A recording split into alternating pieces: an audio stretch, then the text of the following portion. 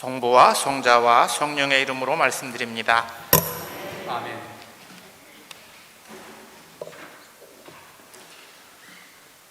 저희가 지난 주일 무슨 복음을 읽었는지 혹시 기억하시는 분이 계신가요? 한 주 지나면 다 이렇게 기억해서 들은 것들은 자주 잊어버린대요. 지난 주일은 저희가 예수님이 자신을 나는 착한 목자다 이렇게 말씀하신 복음을 들었는데, 오늘은 예수님이 나는 포도나무다 이렇게 말씀하시고 있습니다. 구약 성경에서 포도나무는 자주 이스라엘을 상징합니다. 그리고 가지는 이스라엘 백성을 상징할 때 포도나무 비유가 자주 인용되고 있는데, 오늘 예수님은 내가 포도나무다 이렇게 말씀하시니까 다시 얘기하면 내가 이스라엘이다 이렇게 말씀하시는 거죠. 너희들이 나에게 붙어 있으면, 나를 떠나지 않으면 너희들은 하느님의 백성이다 이렇게 말씀하시고 있습니다.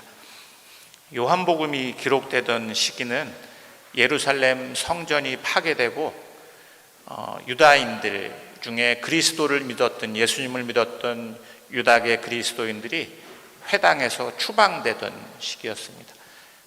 처음에 그리스도인들은 유다교의 한 분파였어요.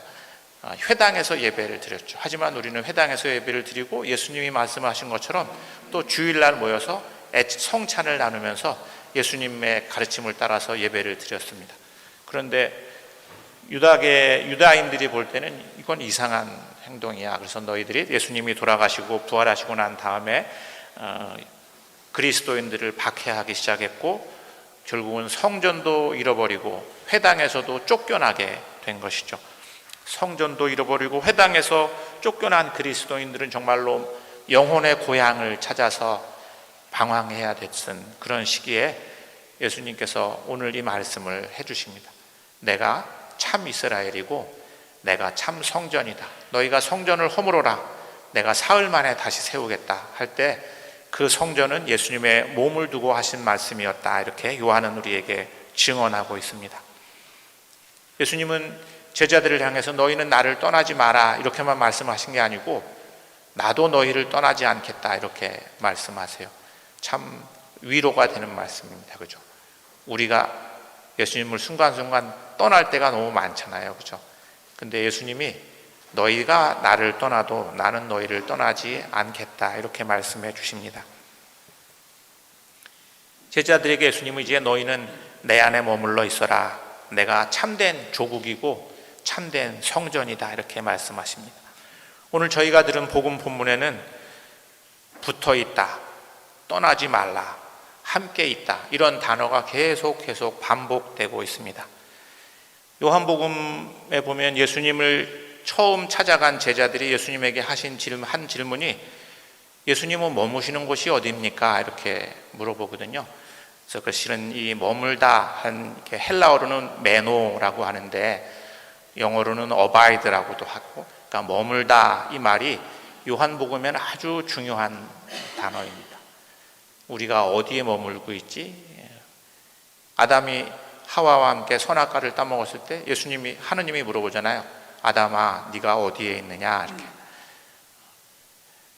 우리가 어디에 있느냐 하는 것이 실은 우리의 신앙의 아주 궁극적인 질문이라고 말씀드립니다. 예수님께서는 제자들이 그날 예수님이 머무는 곳에 함께 머물고, 그러고 난 다음에 머물렀던 제자들이 예수를 그리스도라고 고백하게 됐다 이렇게 요한은 우리에게 증언합니다. 그것은 제자들이 옛날에는 스승과 이렇게 제자들의 관계가 지금은 대학을 가서 이렇게 강의실에 앉아서 강의를 듣는 거였지만, 그것은 그리스도교든지 유대교든지 이슬람이든지 힌두교든지 모든 종교의 교육은 스승과 함께 사는 거였습니다. 그래서 강의를 듣는 것은 그 중에 아주 일부이고 그 스승을 함께 사는 거죠. 먹고 자고 이야기 듣고, 이야기를 듣는 건 교육의 한 부분이었는데 지금은 우리 교육에서 그런 부분 많이 빠져 있죠. 그렇죠? 그래서 실은 제가 지난 주일날 부활의 한 차원은 누군가가 살아가던 그 삶의 진실을 이어서 살아가는 것이다. 다시 말씀드리면 예수님이 전하던 그 복음의 삶을 제자들이 이어서 살아가는 것, 제자들 안에서 살아계신 예수님을 보면서 우리는 부활을 만나게 되고 부활을 경험하게 된다, 이렇게 말씀을 드렸고, 그 부활을 가능하게 하는 것은 친교의 알미다, 그렇게 말씀드렸어요. 예수님께서 목자들은 양을 알고 양들은 목자를 안다. 그때 그 아는 것은 그냥 이렇게 책을 읽어서 아는 거랑 다른 아주 깊은 친교와 사귐의 알미고 사랑의 알미다는 말씀을 제가 드렸습니다.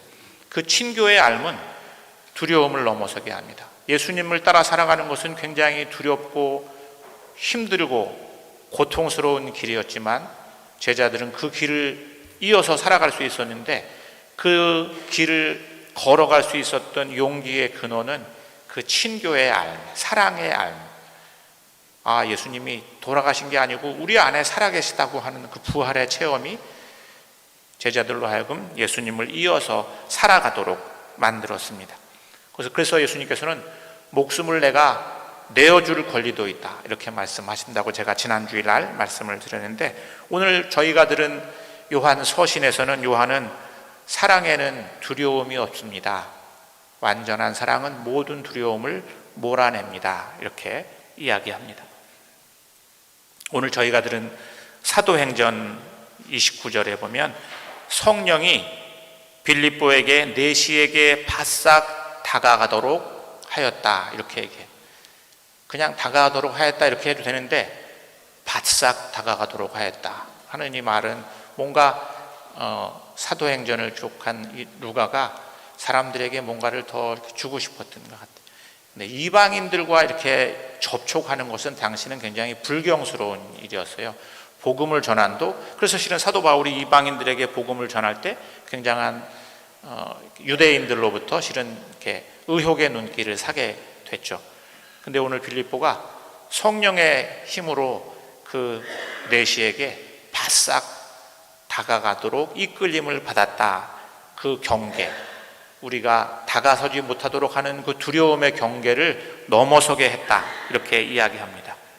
그리고 빌립보는 그 내시에게 그 모든 경계를 넘어선 예수님의 사랑, 예수님의 사랑의 복음을, 예수님의 삶을 내시에게 증언하고 가르쳤다. 그 가르침을 들은 내시는 빌립보에게 뭐라고 얘기하면, 오늘 저희가 들은 사도행전에 올라와서 내 곁에 앉아라, 이렇게 얘기합니다.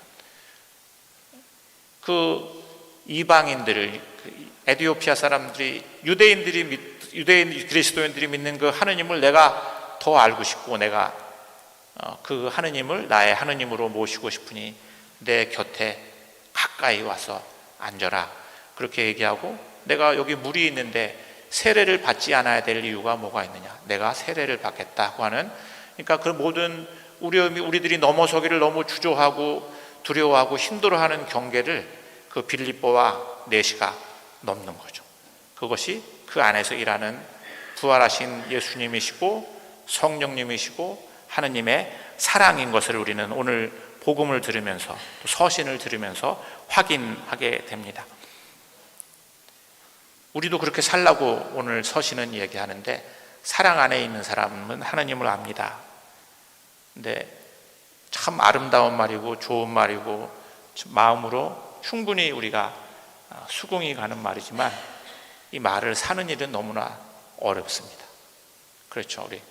우리는 뭐가 달라서 사람을 미워하게 되고, 나랑 생각이 다른 사람, 나랑 습관이 다른 사람, 나랑 문화가 다른 사람, 나랑 인종이 다른 사람, 나랑 언어가 다른 사람, 이런 사람을 받아들이기 참 어렵잖아요. 특히 요즘에는 저희가 너무 우리 사회가 양극화가 돼요. 그렇죠? 모든 정보도 자기가 좋아하는 정보만 듣다 보니까 사람들 사이에 생각의 차이가 너무 커져 버렸어요. 그래서 서로를 이해하기가 너무 힘들고 혐오하고 차별하고 미워하고 하는, 그러니까 우리 사회가 이렇게 가도 될까? 이런 생각이 들죠. 그러니까 실은 오늘 예수님은 서로를 사랑해라 그러는데, 우리가 사랑해서 떠나는 일이 얼마나 많은지 몰라요. 그죠? 당장 저만 봐도 내가 언제나 사랑의 나무에 이렇게 서 있나? 이렇게 생각하면 자주 그 사랑에서 내가 떠나 있는 자신을 발견하게 됩니다. 아마 오늘 예수님께서 나에게 붙어 있으면서 열매를 맺지 못하는 가지, 이런 얘기 하잖아요. 그게 제 모습이고 우리들의 모습인 것 같아요. 우리는 예수님에게 붙어 있긴 한데 열매가 없는 나무, 저처럼 이렇게 약한 가지. 근데 예수님께서 그 가지를 잘라버리겠다고 하세요. 그러니까 이 말씀을 드리면 좀 예수님이 좀 무섭게 느껴질 수 있는데, 여기서 예수님께서 내가 이 가지를 가꾼다, 자른다, 이런 말은 이게 무슨 뜻이냐면 전지 작업하는 걸 의미합니다. 이렇게 전지. 우리가 나무를 잘 가꾸려면, 나무가 아름답게 열매를 맺으려면 가지가 그냥 아무데나 뻗도록 두면 안 돼요. 이렇게 잘라내야 되잖아요. 그래야지 아름다운 열매를, 풍성한 열매를 맺을 수 있어요. 그러니까 예수님이 우리를 심판하겠다는 얘기가 아니라 내가 너희들을 잘 가꾸어 줄게, 그러니까 두려워하지 말고 나에게 맡겨봐, 이런 얘기죠. 근데 우리는 그 가위 보면 섬찟해서 저 건들지 마세요 이렇게 그냥 내버려 두세요, 이렇게 말할 때가 많은 거죠. 근데 하느님이 우리를 전지를 해줘야지 우리가 온전해질 수가 있습니다. 우리가 풍성한 열매를 맺을 수 있습니다. 오늘 예수님께서 그래서 너희들이 나를 떠나지 않고 내 말을 간직해 둔다면 무슨 소원이든지 구하는 대로 다 이루어 줄 것이다, 이렇게. 이 얘기를 들으면 또 마음이 한쪽 굉장히 편해지는데, 내가 예수님한테 있으면 내가 구하는 걸 다 들어주겠구나, 이렇게 생각하는데, 우리의 관심은 어디에 있냐면 구하는 것을 무엇이든지 다 이루어 주겠다고 하는데, 여기에 탁 꽂혀서 앞에 있는 말씀은 잘 우리 눈에, 우리 마음에 안 들어올지 모르겠는데, 아마 제 생각엔 예수님의 관심은 더 앞에 있는 것 같아요. 너희가 나를 떠나지 않고 내 말을 간직해 둔다면, 이라는 전제가 있잖아요. 우리가 예수님을 떠나지 않고 예수님의 말씀을 우리 안에 간직해 둔다면 무슨 일이 생길까? 아마 저는 예수님의 마음과 예수님의 뜻과 우리의 의지가 하나가 되지 않을까? 그래서 실은 우리가 구하는 모든 것은 하느님이 우리에게 주시기를 원하는 것과 구분되지 않아요. 그러니까 우리가 구하는 것은 다 받을 수 있게 되는 거죠. 근데 우리는 앞에 건 생각하지 않고 뒤에 것만. 그래서 예수님은 우리가 떠나지 않고 말씀에 붙어 있으려면 우리가 이렇게 가지치기를 당해야 되는 거죠. 전지 작업을 해야 되는 거죠. 클레르보의 성 버나드라고 하는 유명한 영성 신학자가 있는데, 그분은 우리가 하느님과의 관계에서 4단계의 여정을 거친다 그래요. 아주 제일 첫 번째 단계는 자신을 위해서 자신을 사랑하는 사람들이 있어요. 이 사람들은 하느님이 없죠. 나를 위해서 나를 사랑하는. 두 번째 단계의 사람들은 나를 위해서 하느님을 사랑하는 사람들이에요. 하느님을 사랑하긴 하는데 나를 위해서 사랑하는 단계. 세 번째 단계의 사람들은 하느님을 위해서 하느님을 사랑하는 사람들이에요. 이 단계가 되면 아까 예수님이 말씀하신 그런 사람이 되는 거죠. 근데 더 나가면, 고나드는 더 나가면 어떻게 되는지 아세요? 더 나가면 하느님을 위해서 나를 사랑하는 단계가 된다고 그래요.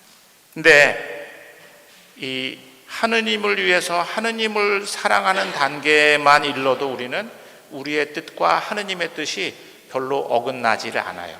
그러니까 우리가 구하는 것이 하느님이 주시길 원하는 것들이기 때문에 우리가 구하는 것을 다 얻을 수가 있게 되죠. 이거를 어거스틴은 뭐라고 얘기했냐면 하느님을 사랑해라, 그리고 너희가 하고 싶은 대로 해라, 그렇게 얘기해요. 그러니까 세 번째 단계에 있으면 우리가 하고 싶은 대로 하는 것이 하느님이 원하는 것과 다르지 않게 된다. 공자는 뭐라고 얘기했냐면 우리가 70세가 되면 종심 소육 불유구, 이 한자를 잘 안 쓰니까 요즘에, 이렇게 되면 우리가 70이 되면 어디에 이르냐면 우리가 자유롭게 하는 모든 것이 법도에 어긋나지 않고 진리와 어긋나지 않게 된다. 그렇게 그런 단계가 되면 우리가 구하는 모든 것을 하느님이 주시는 단계가 되겠죠. 그죠?